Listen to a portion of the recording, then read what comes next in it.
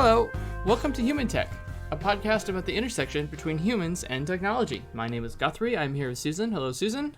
Hey, Guthrie.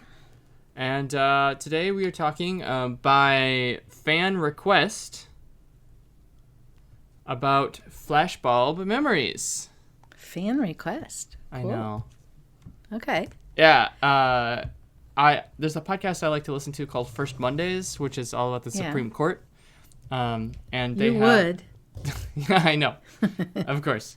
They do a hotline. Yeah. They have like a hotline you can call in. Yeah. That's it. We could do a hotline, but I don't know that anyone would call in. No, I don't think so.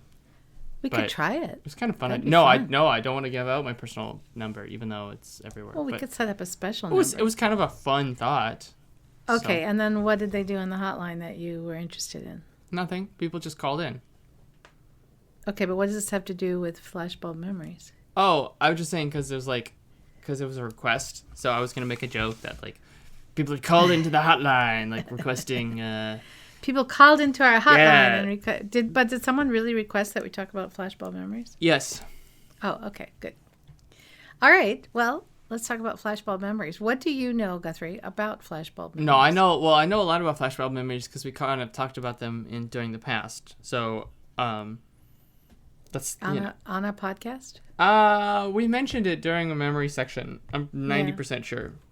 But we didn't dwell on it necessarily. No. Definitely did not just devote enough time to it. Okay, so now we will. Yes.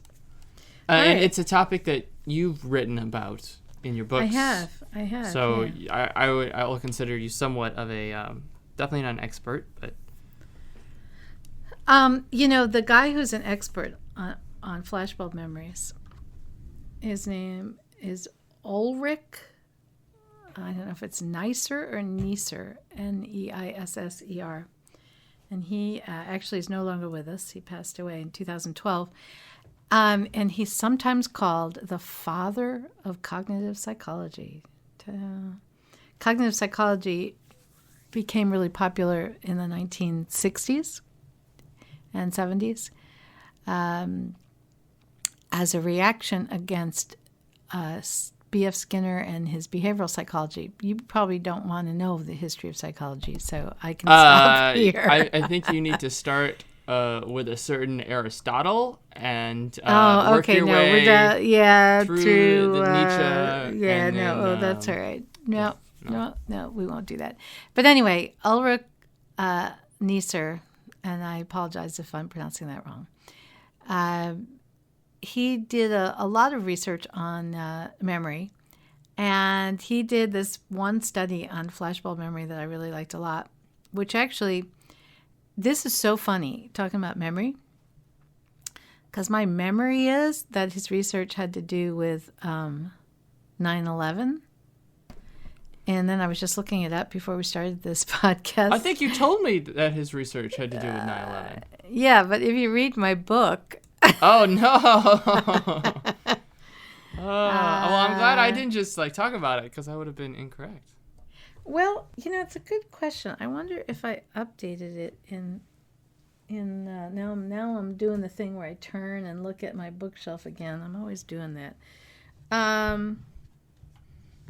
Hold on. Sounds of me shuffling papers and stuff. I just wanted to see if I had anything more on this in my 100 More Things book, because I have it in my 100 Things book, and then I wondered if I had learned more about it, but I don't see anything about it in there. Someone else did the 9/11 study, I think, but the research that my memory told me was about 9/11 was actually about the Challenger incident. Do you remember? Well, you don't remember that. No, but You first of were all, not can I just let's first I'm describe. wandering. Okay, First I'm describe what a light wandering. I'm bulb sorry. memory is, and then I'll make my challenge. You mean flashbulb? Flashbulb? Sorry. Okay. So there's a lot of different kinds of memory, and we've talked about them, short-term and working and long-term and so on. And then there's a special kind of memory that happens when there is a strong emotional event. And this could be positive emotional or negative emotional. So when something happens in your life and it has a lot of emotional charge in it, your memory, different parts of your brain are activated around that memory. So and that's called a flashbulb memory, and it has particular traits about it. So that kind of memory does, compared with, other memories. So, and 9/11 is a good example for people who were, let's say over the age of probably 6 or 7, because our memory isn't really good before that. But if you were alive when 9/11 occurred, then what's going to happen is, that event, even if you were a child and you weren't personally involved, let's say you lived in Nebraska and you didn't know anybody in New York and no one you knew got hurt. But the fact that it was such a kind of a big deal in the U.S., if you lived in the U.S., and this would be true only if it was a big deal where you were. In the U.S., school there were announcements at school and people were watching TV, and then you got home and the adults were all upset. And if you were an adult, you heard about it, and it was just a big emotional event. And when an event occurs that has an emotional charge, either, that type of charge, like for the whole country or the whole world, or even just as an event that is just personal to you, for instance, someone being in an accident or you being in an accident. So some kind of really charged event. In your brain you have what's called the hippocampus, and the hippocampus is the part of the brain that does a lot of memory formation and regulation. And right next to the hippocampus is something called the amygdala. And the amygdala is where we process emotional information and strong feelings. And those two things are right next to each other. And so there's something that occurs. I don't know exactly why. It probably has to do with some evolutionary reason. But when something happens that has this emotional charge to it, the amygdala signals that to the hippocampus, and the hippocampus treats that memory differently, and the storage of that memory changes. The emotional charge gets stored along with the memory, but then some other interesting things happen, and that's what Neisser was studying, because there were questions. The whole idea of a flashbulb memory, the whole idea that when you have an emotional charge, the memory is different, that had been known for a little bit. And Neisser in the 1990s I think it was the 1990s, I'm going to look it up. He was interested in, well, does that, nobody had really studied, are those memories like more accurate, because they have this special charge to them? Are they less accurate? It was known that they were more vivid, like right. If I ask you to remember an event that you remember, I'm trying to think what that might be, like something, I don't know, like when you went to on one of your high school band trips or something, I mean, you can probably remember a fair amount about it, but it'll be kind of, just a regular memory. But if I ask you to remember, for instance, 9/11, those memories are usually more vivid. They're sharper. They feel like they're clearer. You feel like you remember specific things really well. For example, what do you remember about 9/11? Okay, I'm not going to do mine that. I mean, I could, but it's... Just tell me, do you think does that memory seem different to you than other memories you have? Yeah, of course. Okay. Of course. So the question was, if that memory is more vivid and you can remember more details, does that mean it's more accurate? Well, and that's what Neisser was studying. Okay, yeah. Now, I just wanted you to say what a flashbulb memory. You want me to stop now? Yes. Okay. I do want to tell you about Neisser's research. No. I know. Okay. What do you want to do next then? Well, because specifically, let's just take in the American context. Yeah. Did you get to the part about collective? What about collective flashbulb memories? Yes. What about them? Well, do they exist? Yes. Well, so because there are a couple. Okay, so would you like to explain that? Because I want to hone in on that as well. Well, what is it in particular you're talking about? Basically, there are because like you were talking about flashbulb memories in general, right? So like if I was in a car crash, right? Yeah. That's unique to me. I have like a memory of the exact moment of impact, that kind of stuff. Yeah. But there are also these very rare cultural flashbulb memories. Right. It's like 9/11. Did you want to talk about why those are unique or specific or? I'm not sure they are unique. You mean compared to individuals? No. Just in terms of like, so it's just strange that as a society, everyone has these. There are like a couple that are like societal flashbulb memories. Yes. Right? Everyone knows what they were doing at 9/11. And it's generational. So right? okay, Obviously. so let's do all the big ones, okay? Okay. At least in the modern era. Okay. So the one I always hear, and I want to ask you because I'm a young. We're punk. in different generations. Exactly. Yeah. So, and this is, basic before you, but where you were when you heard JFK was shot. Yes. What are you asking me? Was that a flashbulb memory for me? Is that what you're asking? Yeah, sure. Well, yeah. Well, I mean, I'm just so, right. So like that was like the first one. Where everyone kind of remembers where they were. Well, I don't know that that's the first one. No. For what? In the modern. In the modern era. Yeah, sure. You could maybe go back. Now, I mean, people remember where they were when Pearl Harbor was attacked in World War II. Okay, for Pearl Harbor, I forgot about Pearl Harbor. Yeah, so it was like Pearl Harbor. Yeah. And then JFK. Now, have you heard people talk about where they were when they heard about JFK? Oh, for sure.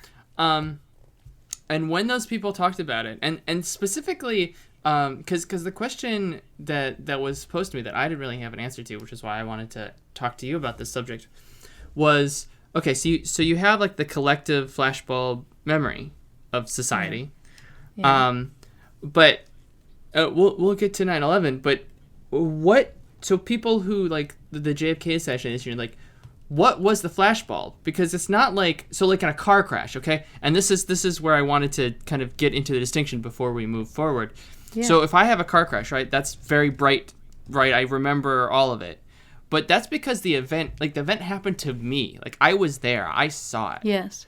Yes. And so with like the JFK thing, right, it's not like you weren't there. You may have not even seen it on TV. Because my generation, when we think of the JFK assassination, we think of him getting like shot, but that's only because like we assume you can go on YouTube, right, and see it. But my guess is that the vast majority of people didn't actually see him get shot. They did not see him get shot. Yeah, most people did not, but most people. So their people, memory of the event actually is not. Because when millennials my age, we think of the event, we see the black and white and him in the car and the right. So we see the event, and my hypothesis was that the vast majority of people, their memory of the event actually isn't that picture. That's correct. That is correct. So what did people say to you about it? The memory of the event is going to be, well, a lot of things will get tied in together. So the memory of the event is going to be very personal, and it's going to be tied to your particular sensory events at the time and around the time. So it's not even an instantaneous, it's not a moment, okay? I mean, let's see. Let's take, for example, the JFK assassination. So the memory you're going to have about that, I mean, I have my memory, right? Because I was alive at that point, I've now admitted. And I probably shouldn't have admitted that, but I was a young child. I was in school, and my memory includes the first hearing about it. Okay. So you actually do have a memory of this, not of seeing it. But you have a flashbulb memory of sorts of the event. Not of sorts. I have a definite flashbulb memory. Oh, okay. Yes, absolutely. But it's not a visual memory. There are visual memories you must around have been very it. young. Well, thank you, dear, but I wasn't that young. Okay. I appreciate your saying that, and we'll just kind of, let's just gloss over that. Mm-hmm. Let's just say I was school age. And definitely old enough to have coherent memories.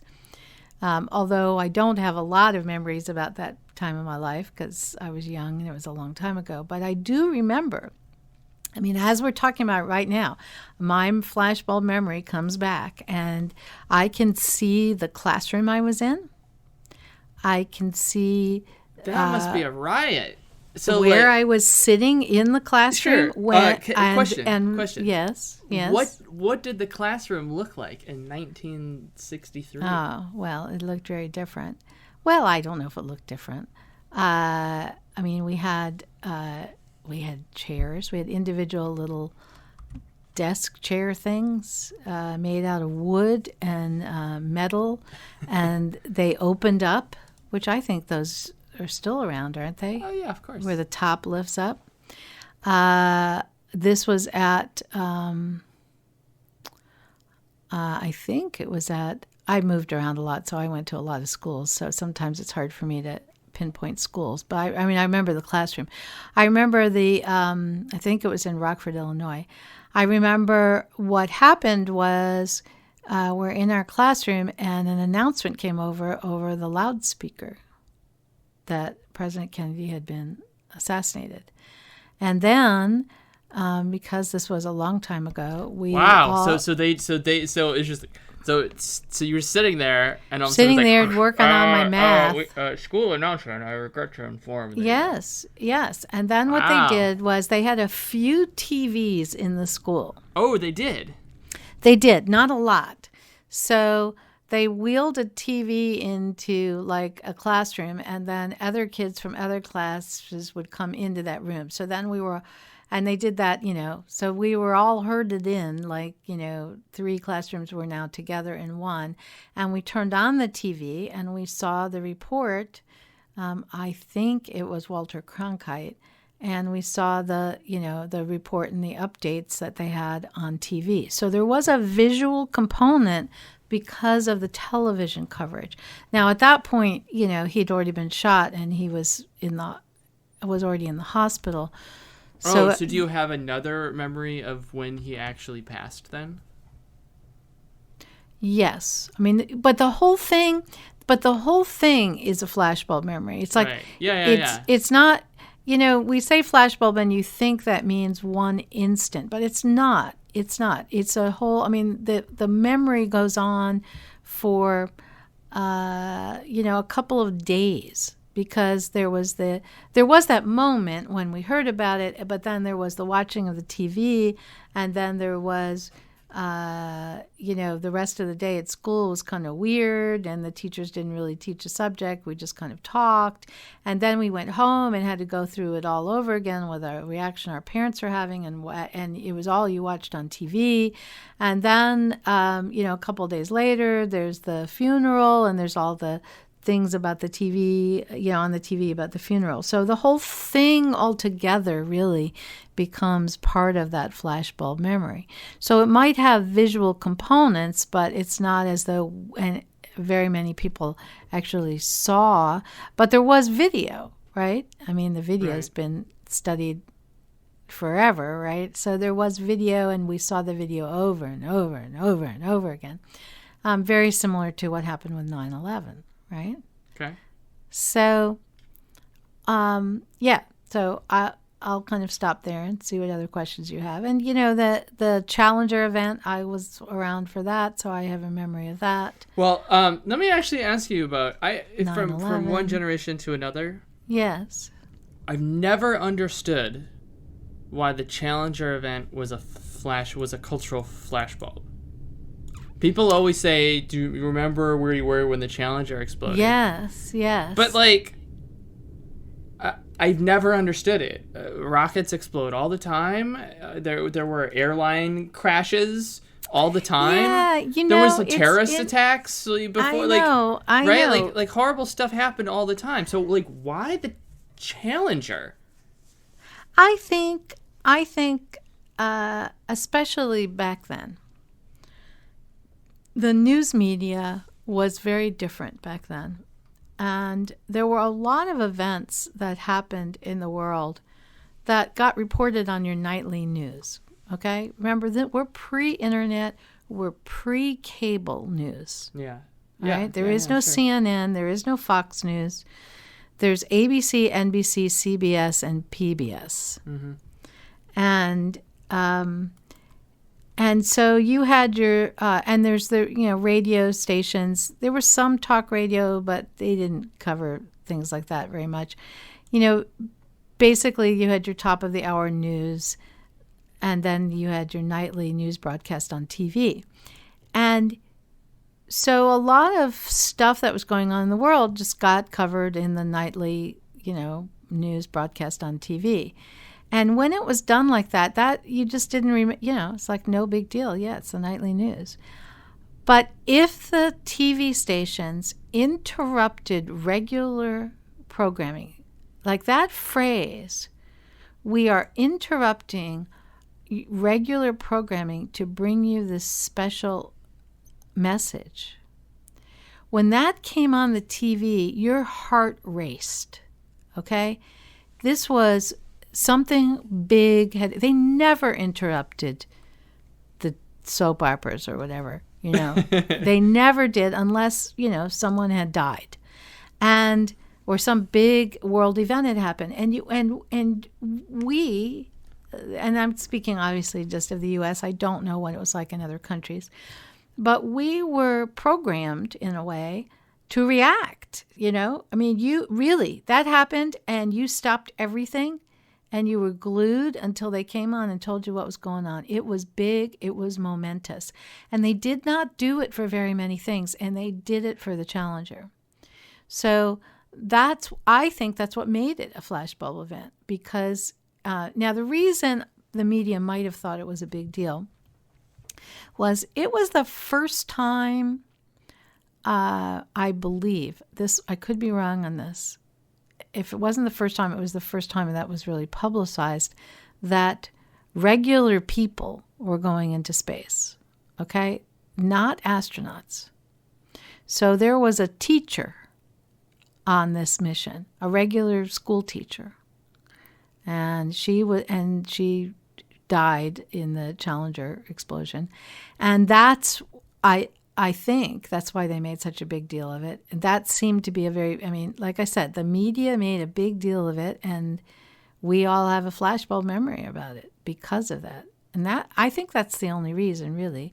So, because everything else that was going on, I don't remember that they interrupted broadcasting and broadcasted all day, and, saw crying people, and, that's... Yeah, because people definitely like, oh, it's like such a big deal, and I've never. Really... no, that was and there's other ones. There's one, like the thing that launched CNN, and I still remember the moment when we started bombing Iraq. Okay, so maybe there are other ones, but yeah, no, because when I hear people say stuff, it's definitely it's JFK. Challenger. Yeah. And then 9/11 would be the next big cultural one. So these days I think it's different because all this stuff gets covered all the time. So I don't know what has to happen now for us all to pay that special attention and for it to become a flashbulb moment. That's actually an interesting question because the media has changed and the technology has changed, right? So I mean, I don't know. Because there's lots of stuff that happens all the time and it gets reported all the time, and some of it is big and some of it is probably not that important. But I feel like if something really big were to happen, it's like I don't know. It's because I remember, obviously I remember 9/11 like everyone else, and I was in school at the time, and it's strange how I don't know if I can explain it, but like everyone in the entire country and all the schools across the country like acted like a zombie. Like they all did, every teacher did the same thing, which was they got the kids together and they turned on the TV and everyone just watched the news coverage. It was like, right, like it wasn't, it's kind of like it's like, how do you design a system to get all the food to all the restaurants in New York City, right? It's like this like impossible thing, but so you let it happen like organically, and that's like the miracle of capitalism or something, right? The way the delivery system is far too complex for anyone to actually, manually create it, but it can arise organically, and it's like. You could never institute a system where everything would go as smooth, but there's just something that clicks, and it just like clockwork. It's the exact same reaction with every single person. And that might be generational, right? No, I don't think so, because the way what you told me about the JFK was literally what every millennial I've heard who's in school during 9/11, it was the exact same reaction.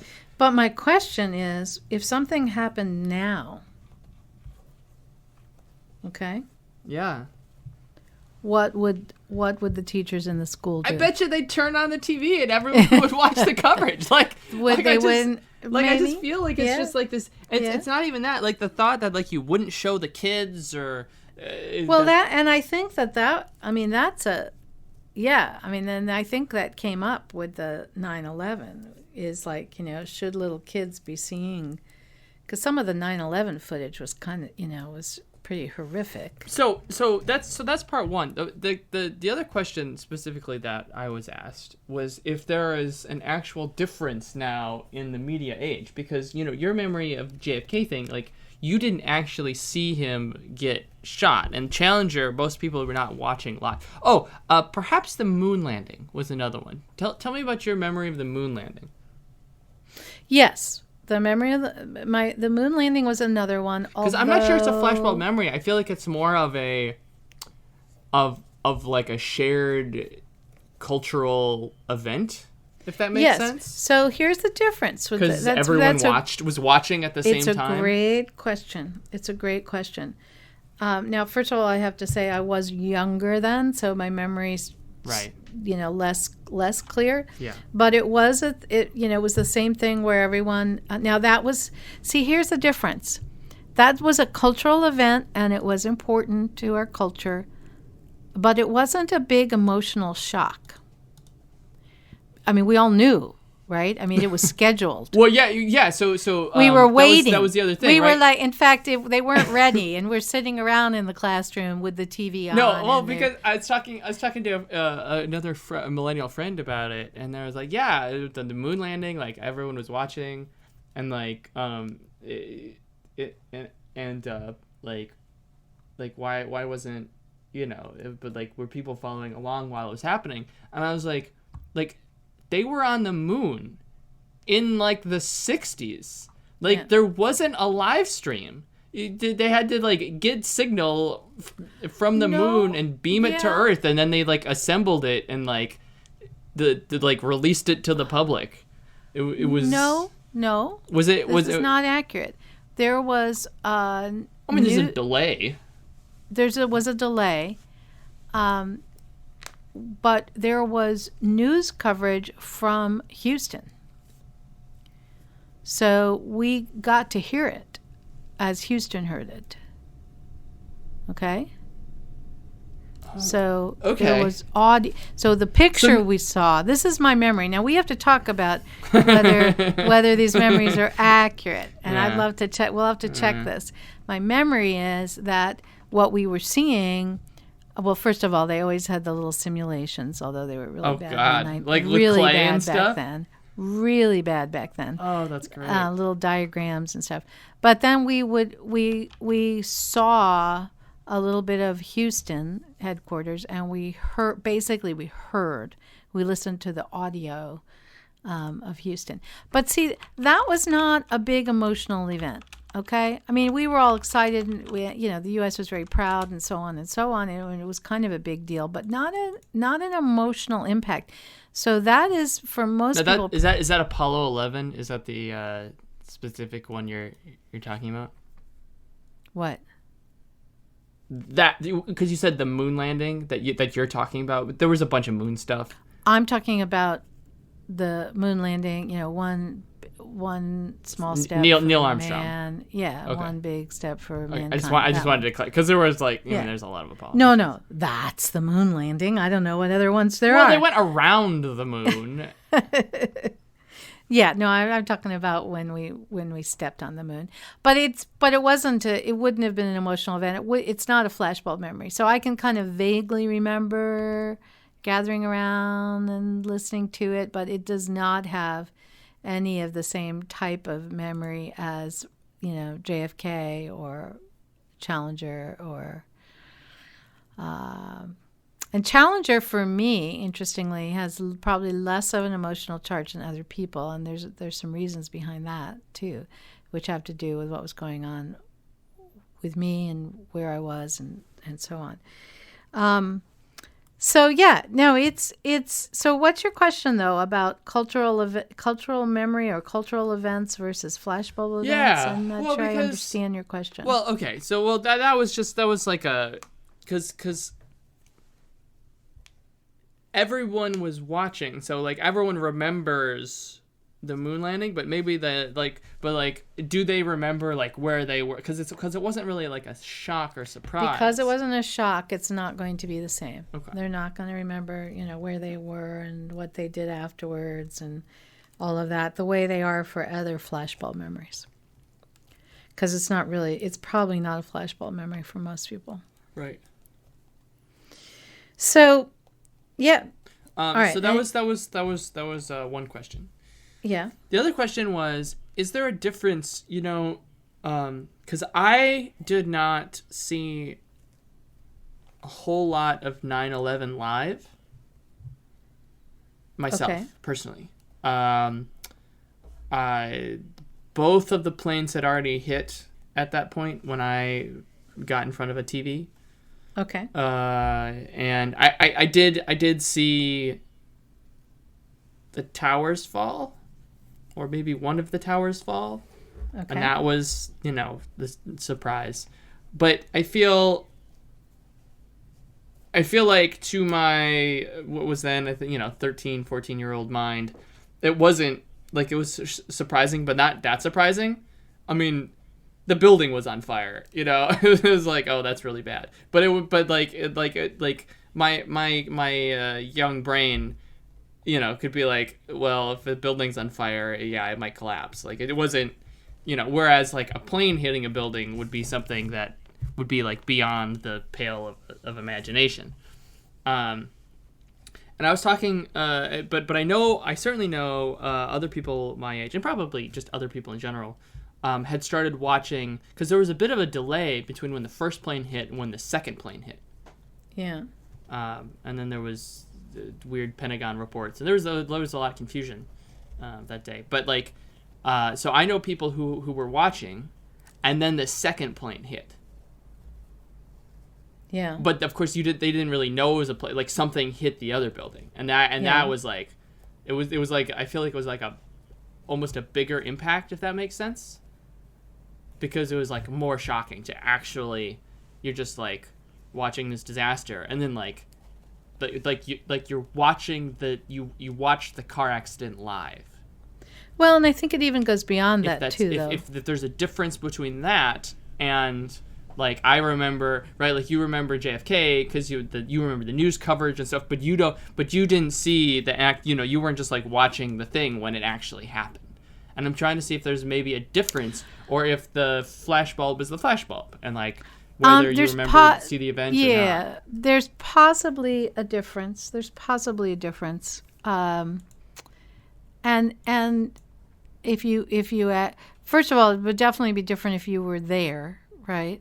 If you were in New York and saw it happen live. Yeah, I imagine that's and that would be different also, the whole the personal sensory, the sound, the air, the smell, that's all gonna make it even stronger for you. And right? and I'm sure there's a reason why, people who are in war, like I'm sure they have lots of flashbulb memories. Yeah. But it's probably true that if you were watching it and saw it happen live rather than watching the video afterwards, there would be some difference. It might not be as great as you think. What happens over time when you watch a video of something, and again, if it has the strong charge around it, it has partially to do with the video. So if you watch, because some of the video that they kept replaying after that was the video of when it happened live. Do you know what I'm saying? Yes. And you heard the news announcer go, "Oh my God!" You're right.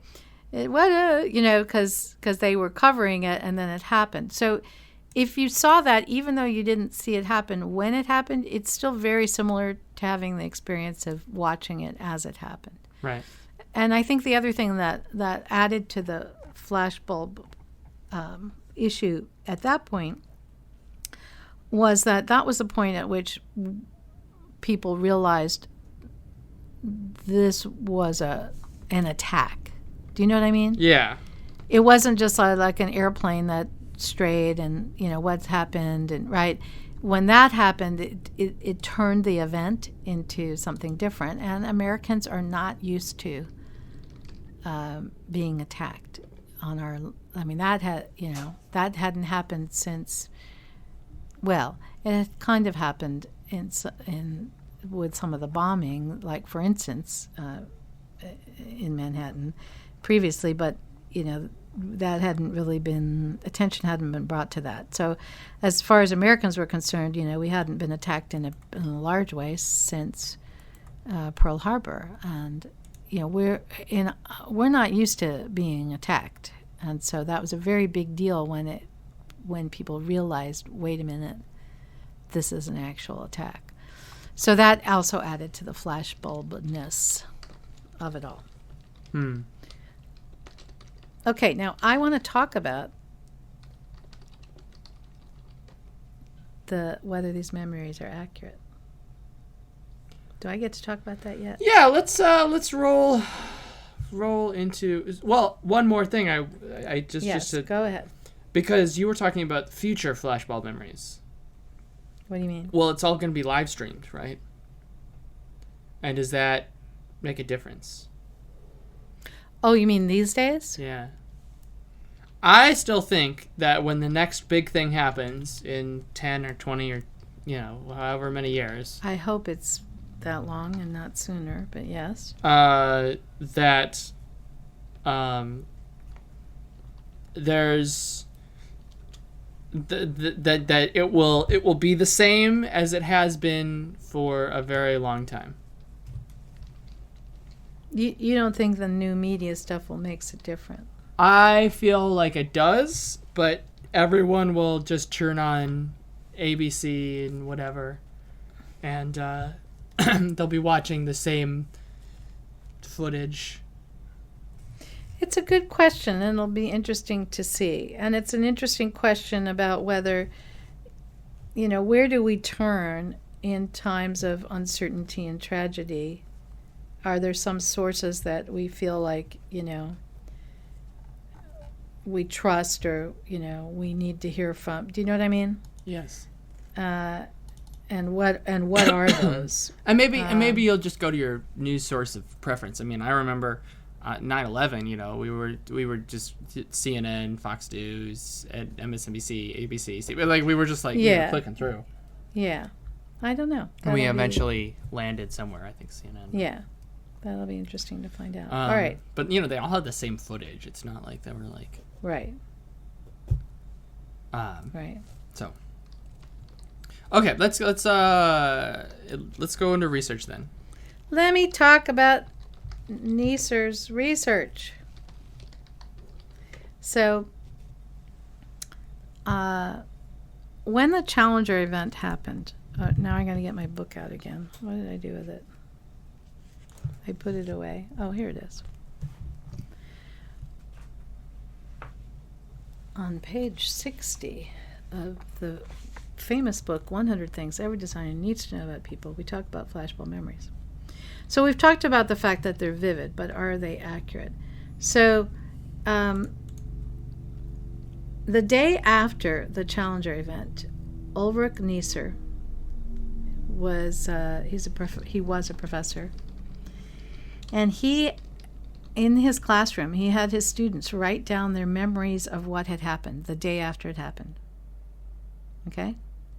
So they wrote it out in longhand and handed it in to him. 3 years later, he went back to the same students and asked them to write their memory of the event again. Okay? Yeah. And the reason you remember this as 9/11 is actually there has been similar research done on 9/11. So, sorry. But in this was the first time that this had been done, the first time Neisser had done it. Over 90% of the 3 year later reports differed from the originals. That's cool. Half of them were inaccurate in 2/3 of the details. And one person, when shown the description she had written 3 years earlier, said, quote, "I know that's my handwriting, but I couldn't possibly have written that." So, and yes, similar research and people after 9/11 showed the same results. So what happens is, what's really weird is your memory is very vivid, very clear. You know, I was here, I was wearing this. But chances are that at least 2/3 of those vivid details are not accurate. It's really weird. It's a real problem. But you will swear they are, especially because they're so vivid. You know, it's like, no. I remember the desks with the metal and the wood. You know? They're like, I told you. Yeah. I remember that. You know, I remember where I was. But you have to understand that 2/3 of it's probably not what happened. You know, we have really faulty memories. And having the emotional charge and having it be vivid does not mean it's more accurate. It just means it's more vivid. And why we do that as humans, I mean, I know why we forget things, but I don't know why, even when they're more vivid, we still forget them. I cannot tell you the answer to that. So maybe I don't have as many answers as you were hoping. No, but that's still really cool. I mean, but yeah, people's memories are, people's wonky. Memories are really bad. And then, of course, you have you're a lawyer, and so there's a lot of research done on eyewitness testimony, and this is a big problem because what happens is, the eyewitnesses, especially as time goes on, right? I mean, if you have 3 years, which you sometimes do, right? Things take a long time to go to trial, and people don't remember accurately, and the memories are very subject to distortion based on even how you ask a question. And yet people will be very convincing that this is what happened because they honestly believe that is what happened. So they get up on the stand and they say, no, I remember this very clearly. Right?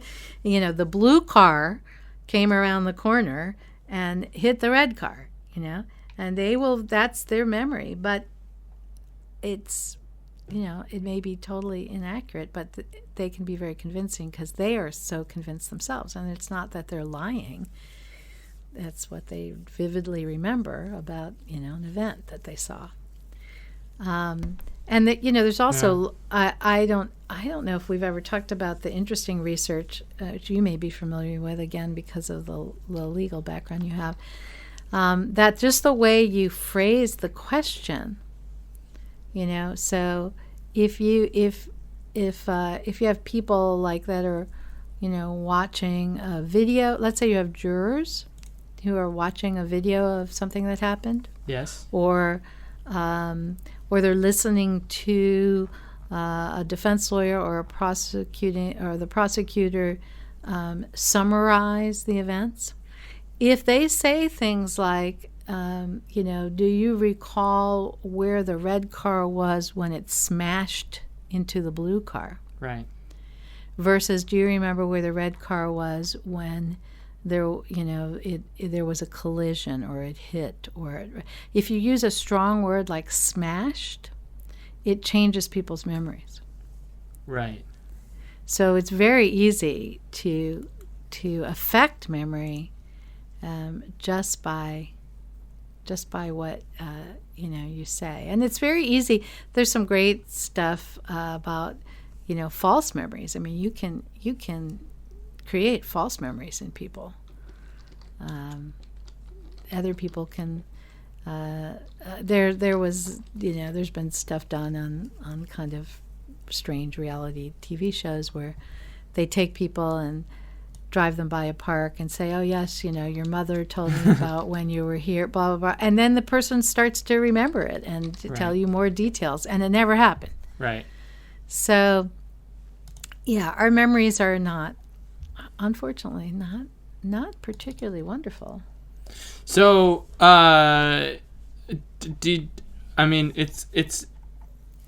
do you think about professors who use the rare cultural?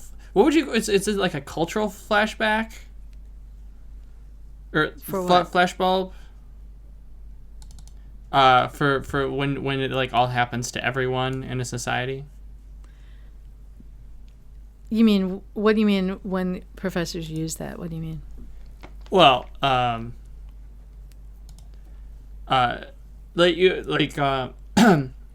was a two-part question. First, what do you call it when like everyone has the same flashbulb memory? I don't know. A collective flashbulb memory, Collective probably. flashbulb. Okay. Yeah. I don't know. That's probably what I'd call it. Yeah. Okay. Yeah, and we do, but we don't all have the same memory, right? It won't be exactly the same. Yes. But there will be some similarities about it. So, talk. I have to sneeze. I'm gonna mute myself here. Okay. While you continue to. Okay, you want me to keep talking then? Yeah. Oh, okay. Well, because I suspect that perhaps as we get more splintered in multiple different kinds of media, our collective memories might be more divergent than they have been in the past.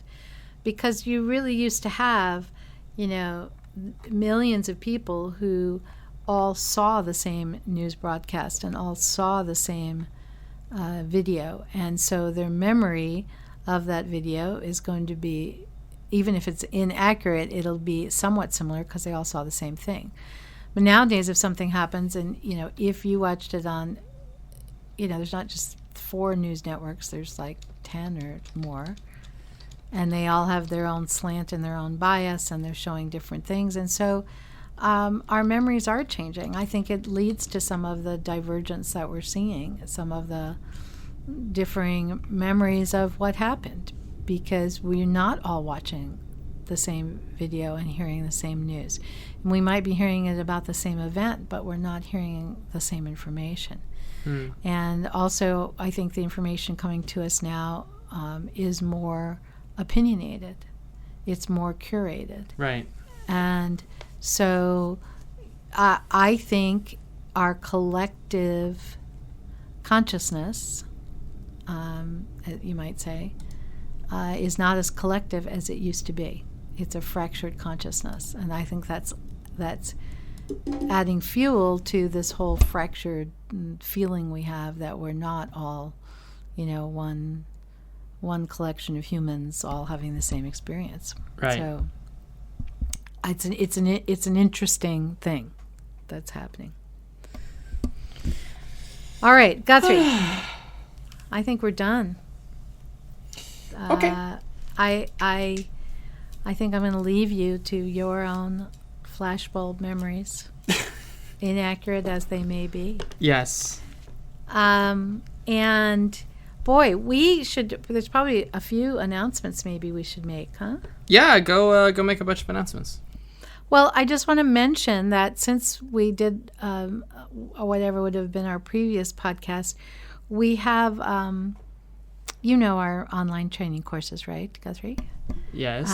We took 2 of them and put them on YouTube, and I don't think we've mentioned that since the last podcast. So if any of you are interested, we have 2 free courses. They're up at our course page, which is courses.theteamw.com, but we also put them up on Udemy. And we did this is the UX Fundamentals free course and the Brain and Behavioral Science free course, and we put them there primarily because Udemy has the captioning, right? It puts captions on, and that's really fast and really well for these videos, and we wanted to be able to have captioning on our videos, so we put them up there. So, and you can find that, just look for the Team W Inc. YouTube channel, and you will find those if you're interested in it. Well, there you go. And we have a bunch of new courses that we're working on, so hopefully maybe by the time next podcast or 2, we'll be able to talk about some of the new stuff we're doing. Yeah. That sounds very good. And all right. And if people want to reach us, Guthrie, how do they do that? You can email info@theteamw.com. You can also call the hotline. I'm just kidding. We don't have a hotline. Oh, I want a hotline. We're gonna have to work on that. Thank you, Guthrie. Thank you, everyone, for listening. All right. Bye. Bye.